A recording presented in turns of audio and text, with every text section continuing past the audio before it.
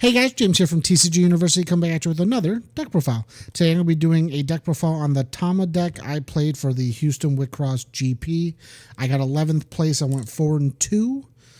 My matchups going down were a win versus Ril, a loss versus Carnival, a win versus Azaela, a win versus Tama, a win versus, or Tawil, a win versus another Tawil, and then a loss versus an Azaela, finishing out at 4-2. So we'll go into it. So my Elric lineup is Mel, Tama, Umer. Tama being main, obviously. So going into it, we have our Tama line.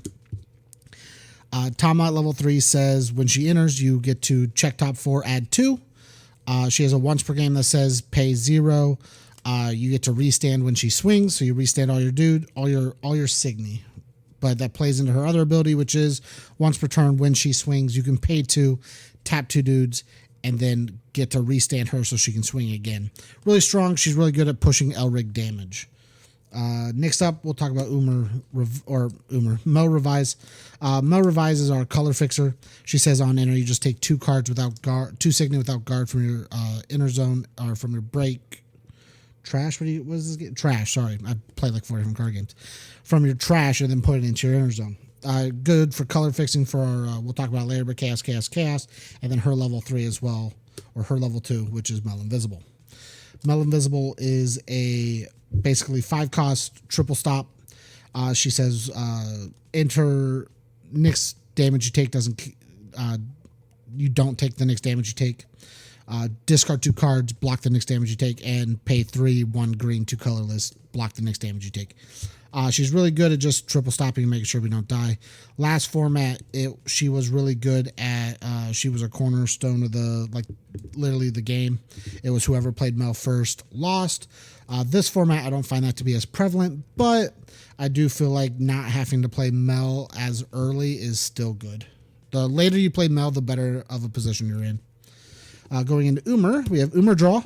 Umer Draw is real simple. It says draw. You draw 2 cards. It's Pot of Greed. Pot of Greed is real good. It's just free. Gives you more cards. And then Umer Clear. Umer Clear says pay 1. You can freeze your opponent's Elric for the turn. It says target Elric too, which is pretty cool. I looked at that now and never really noticed that. That's very funny. But I don't know why you would never not do their center. And then on enter, you discard your hand and you draw equal number of cards +1, and your opponent discards their hand and draws equal number of cards -1. Basically, it's a neg 1 for your opponent, neg or a +1 for you, but it also discards their hand, which is really good. It plays into our next card, which will be chaos. But I never use her ability to lessen my opponent's cards in hand unless I feel like they have servants and I want to push with Tama. I only ever use it to mill my opponent. It's really funny. It's just how the deck plays sometimes. And then we'll talk about chaos. I'm just going to call it chaos. Chaos has 3 abilities. You can either add 3 Signies that share a color with your center Elric. You can, which our deck has all of them outside of 1 card, 1 Signy, I think. You can neg 10k 2 dudes, or you can mill your opponent for 10 cards and they're not allowed to touch their trash. That ability is the nuttiest ability ever. It means things like hitting a servant into damage doesn't trigger, or I guess it would trigger because it's your opponent's turn. But there's a lot of really cool abilities your opponent picks up. Chaos is how I won my first game because Chaos just shuts down the real end game of playing Simon. It shuts down all the Rise stuff. It's real funny, but this deck or this card does really well versus a lot of matchups. Just being able to limit the amount of pickups and stuff like that is really good for us. And making them either mill 10 and then draw X number of cards is really good. I had a game where I made my opponent mill 10 and then made them discard and only draw 1 card because they had 1 card left in deck. So they had like a whole hand of like 6 cards, but they only got to draw 1, which is really good. And you hit your opponent for 1, so like real easy. The pickup 3 is really good at setting up for kill turns.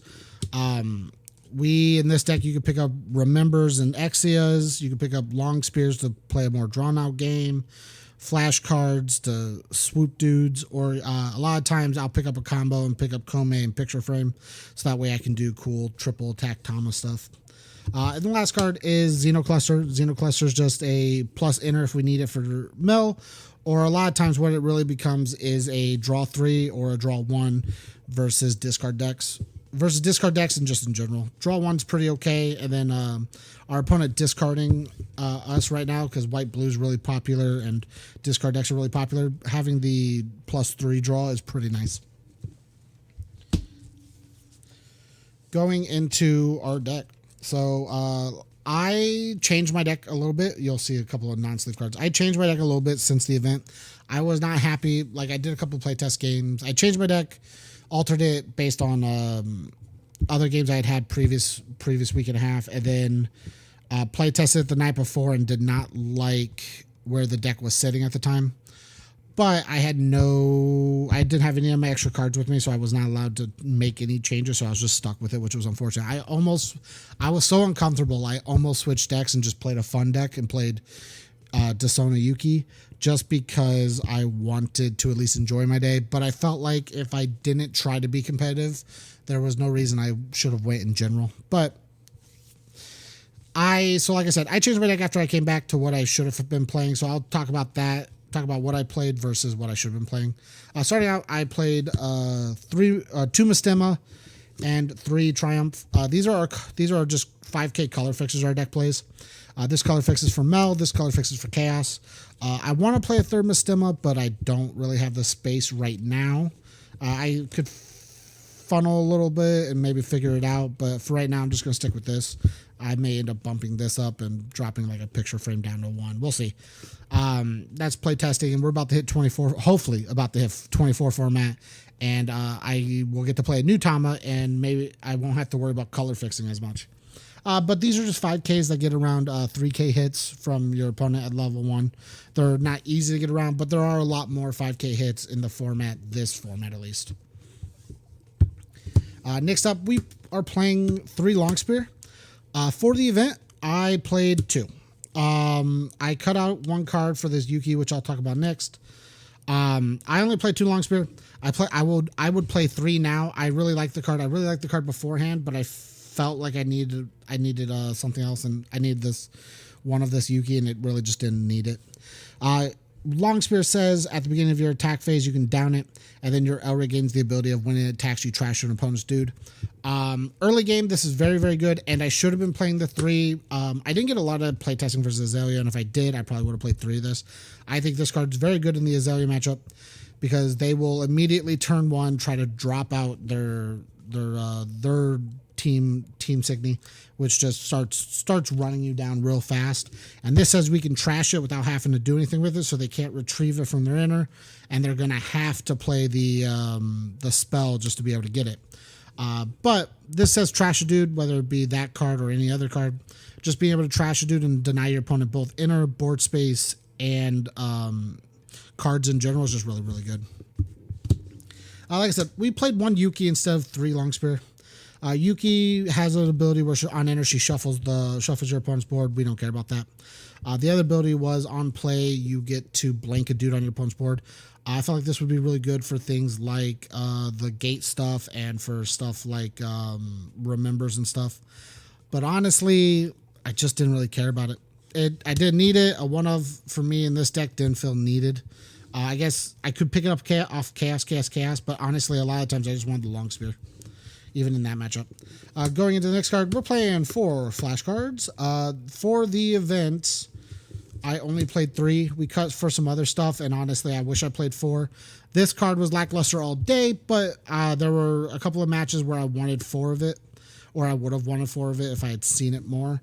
I would have felt better and more in a better position. Basically, her ability is at the beginning of the attack phase, if you have 3 whites on the board, you pay 1 and you get to bounce a level 3.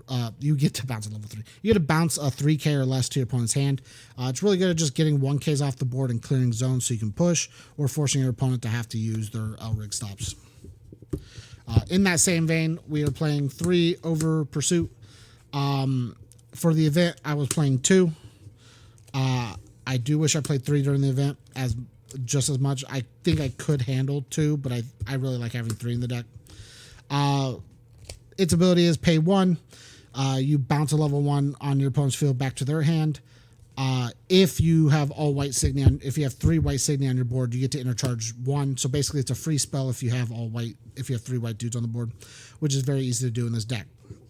So it doesn't cost to enter. We get a bounce and clear a zone. And it also means we can put stuff in our discard pile if we need to make sure we pick it up with like Chaos later. Going to the next stuff, we are playing 2 picture frame. This is one of the cards that may get bounced down to 1 so I can play Mystima, but I'm not 100% sure on it yet. I do really like this card, both as the cool combo and with Tama as a generalized card. It's a 2-drop 8K. It's a level 2 8K that says while it's up during your opponent's turn, it gets plus 4K, so it becomes a 12, which is pretty cool, but never really mattered as much. I mean, she gets to restand herself. Her other ability is when an Elrig on your field attacks, you get to restand a Signy. It's really cool to restand her because she becomes a 12K, but we mainly like using her because what we can do is tap. We can swing in open spaces and then swing with Tama to restand and then tap with Tama and just get us to push without having to not attack with our Signy. And then we're playing 2 Kome for the event. Obviously, I downed it to 1. This format, I don't think Kome is as viable as it used to be. Games used to be a little slower. There are some, like I think the Tawil game, this is a fine card to have. Tawil, this is a good matchup. Other things, I feel like it's not. There's a lot of resource denial, a lot of better resource denial than there was last format with the last 2 sets. And then the Azaela matchup, you will never get to play this because you're going to be paying too much out of hand or out of inner just to be able to live. But I played 2 for the event. It wasn't that it was bad. It's just, like I said, I would have rather had another long spear, flashcards, the over pursuit, one of those. Just another one of those, really. It's not that it was bad. It's just not needed. It's an easy pickup with chaos. And then, oh, sorry, I didn't even talk about what it does. Kome says you can pay 2 on your opponent on your Elric swing. You can pay 2, 1 white. You can pay 2 total, 1 white, 1 colorless, and then you get to restand your Elric. It's really cool to play with Tama. I'll pull Tama out again because what you can do is you can swing with Tama, use Tama's ability, tap 2 dudes, pay your 2, restand Tama, swing with Tama, and then on that second swing, Kome, pay 2, restand Tama, swing with Tama a 3rd time. Getting 3 swings out of Tama is really, really sick if you can get it off. It's even better if you can do like a triple clear and do it because then you're swinging for 6 damage in 1 turn. But it's not easy to do. Next card, we played 2 Gay Bulk for the event. I cut it down to 1. I put Gay Bulk in because I really liked Long Spear and I wanted another level 3 to be able to play. But honestly, I don't think the deck needed it. I think 1 would have been fine. And like I said, I wanted Over Pursue, Flash cards, the level 1 Long Spear. Like, it just would have been better. Gay Bulk says as a constant of your Elrig gains, when it attacks, you get to trash a dude. And then at the beginning of your attacks phase, you can tap a dude to get it to draw. Draw is real neat, but we never really needed it. The trash is real cool, but I think it's better as a level 1 than a level 3. I'd rather use my level 3 spaces for things like Remember, Exia, like this Phalaris we're going to talk about, or the Kome combo if we're trying to kill. There's just, I think, better cards than Gay Bulk. Though I will say, there are certain circumstances where you want Gay Bulk, because like getting rid of things like, Speaker or Love It if they don't have Shadow or anything is real good. Phalaris is a 1-up for us. It's a black, so it covers our chaos if we need it. The Harmony doesn't matter for us. It's a 12K, so it gets through it gets at least bashes with a lot of things. And then when it kills a Signy, you force your opponent to mill 10 cards, which also helps our mill idea, which just kind of pushes our opponent into free damage for us. And when we swing a lot with our Elrig, it really creates openings for us. Going into our bursts, we're playing 4 Lepus now. For the event, I only played 3. I would only play 4 only because there's no other good EX burst I wanted to play. I need to play 1 more Remember, and I wouldn't mind 1 more Exia, but I like my Exia art, and I'd have to find a 3rd of that, and I don't have the money to just outright buy a Remember, but I do definitely need to find a 4th one. So we're playing 4 Lepus or 3 Lepus for the event. Lepus is a 1-drop 5K, so it's mediocre to try and get over it. It beats over 3Ks and it can take the 3K hits without even caring, so it's not a good thing to hit with your 3K bops. And its burst is when it triggers, you choose opponents with 8K or less, and you trash it, or you bounce it to your opponent's hand. You bounce an 8K or less, which is really good because if you hit it early, there's not a lot of things that aren't 8K or less. So it's just really good at hitting stuff. So we are now currently playing Kukuri-san. This is the only, outside of Lepus, really outside of Lepus and one other card, this is the only flexible piece. I did not play this for the event. This card is not played in the deck I played. I play it now. I liked it before, but I cut it for something else to try and do some other stuff, and it really just didn't work out. I really wish I really had this. There were honestly, the other card didn't do anything all weekend, so at least this probably would have had some stuff. Kukuri-san says we can trash her from the board to give another white Signy the ability of when it hits the inner during our opponent's turn, it comes back out tapped.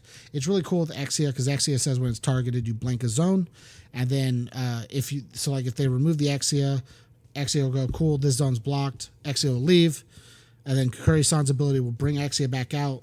And then Exia, if you get targeted again, says I'll blank a zone because it's technically a new card. So you can blank 2 zones with Exia, or you can just make sure you always have your Remembers on board. But this is a card that I would 100% cut immediately for like a Remember. The card I was playing in place of the one Lepus and the Kukuri-san were 2 Skotum. I wanted to protect my level 1s. They were my color fixers, I know, but the other thing was there was an increase of 5K hits that could easily hit my 5Ks as much more than there were the previous form. Desona only brought 3K hits, which was good, but made it tough to get around the 5K hits. But I think there were a lot better 5K hits these last 2 sets than there were the previous 2. So I played this. Skotum is a 2-drop, level 2 Signy with 8K power that says on enter you choose up to 2 of your level 1 Signy and it gain during your opponent's turn it gains shadow level 2 or less. Just protects our stuff.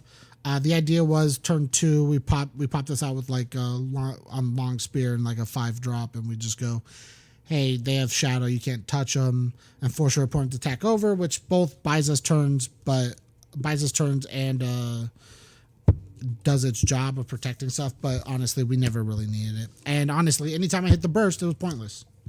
That's another thing. This entire weekend, no good burst. I had like 1 or 2 good bursts, hit an average of like 2 to 4 a game, but only one of them ever mattered.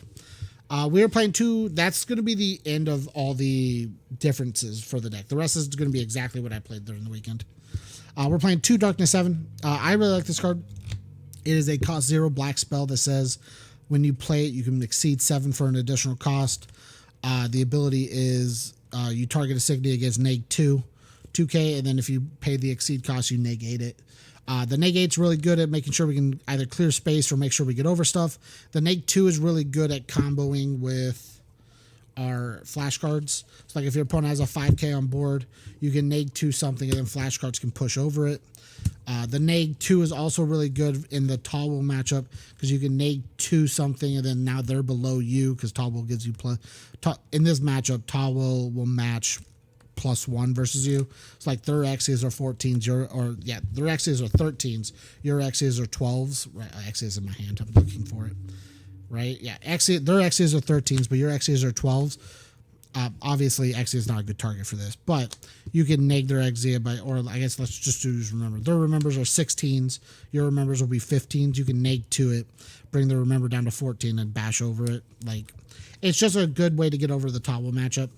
That was not the purpose of the deck, purpose of the card. It color fixes chaos, gets us flashcards, and can be a zone clear if we need it. That's what that card's for. The next cards up are our servants.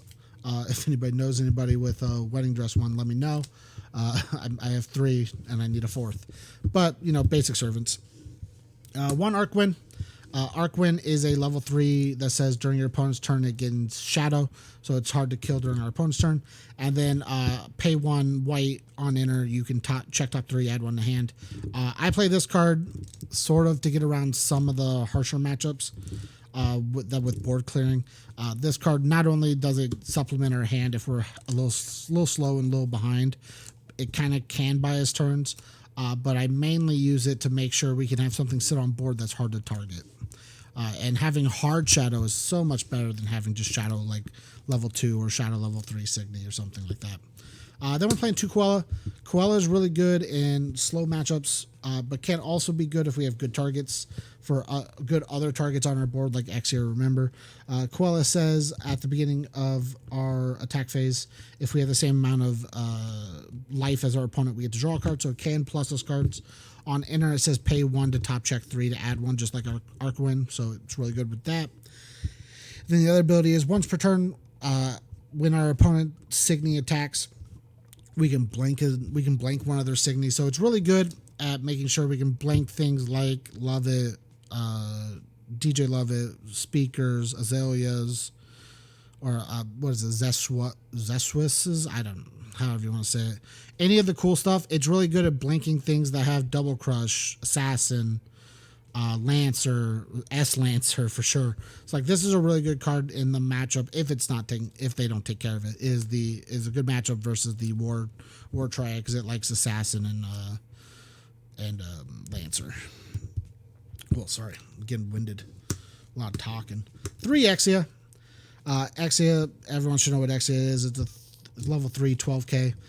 Says at the end of your turn, you restand all your dudes. But the main part is if you ever get one of your dudes targeted, you can choose a zone, and then they can't attack with that zone.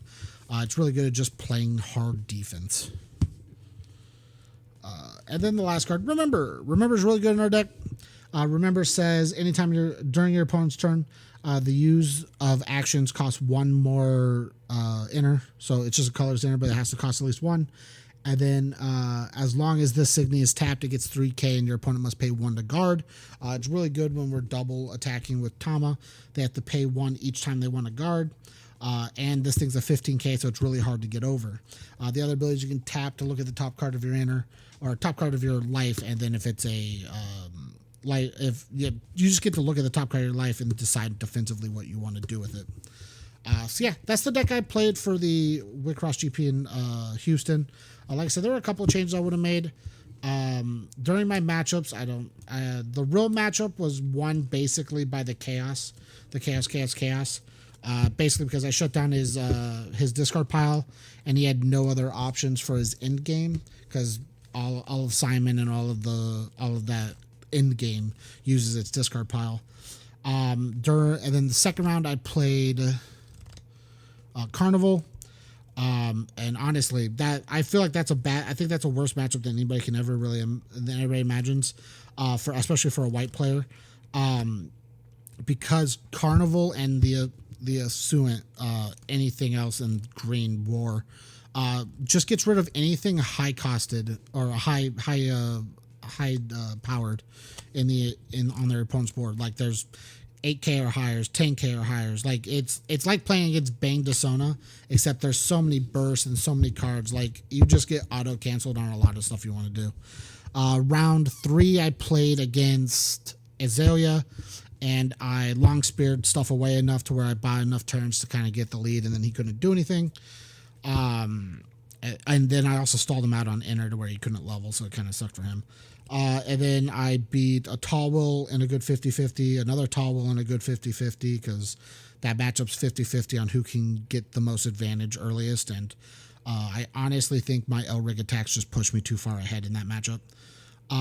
Because we're playing the same pace, but we have equal removal, but Tawil lets me attack in a more damage sustaining way because they're not going to have enough guards to just keep up with it. And then my last match was another Azaela, and that one was an abysmal match because I could not keep up because of all the discard and the interpaying and all that. So let me know what you guys think down below. Shout outs to the guy. Man, I should have looked it up before the video. Shout outs to the guy that's wanted me to do another profile on my new deck, on the deck that I played. Shout outs to him. We were talking earlier on YouTube about it, so I said I'd get this done. Let me know if you guys want to see anything else. I have a bunch of decks I play around with. We don't really have much of a locals here, so I get to be my locals and build a bunch of random stuff. Let me know if you guys want to see future videos. Make sure to check out the other ones as well. And as always, guys, stay learned.